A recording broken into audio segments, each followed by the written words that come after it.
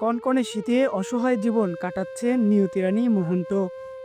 হিমেল বাতাস ঠেকাতে বসতঘরের চারপাশে পলিথিনের বেড়া দিয়ে কোনো রকমে রাত পার করছেন তিনি।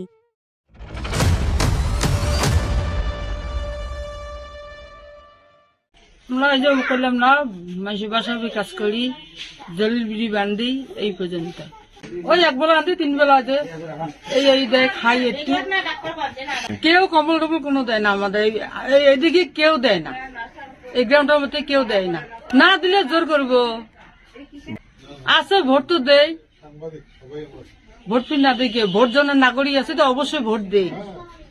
আমার যে কটা এই গ্রামে আছি, তোমার জাতি আমার জাতি কেউ পাইনি বেশি। ভাতা আছে, আমাদের এলাকা ভাতা হয়নি। আমার 2টা ভাই বোন আছে, দুটো ভাই বোন, আমার এলাকা ভাতা হয়নি।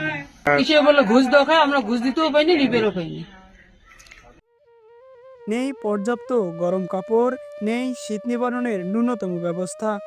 কুড়িগ্রাম শহরের জলিলবিড়ি মোড় এলাকায় তার বাসা। পৌরসভার নাগরিক হয়েও আজও তিনি অবহেলিত। চারদিকে শীতের প্রকোপ বাড়লেও তার দিকে তাকানোর যেন কেউ নেই।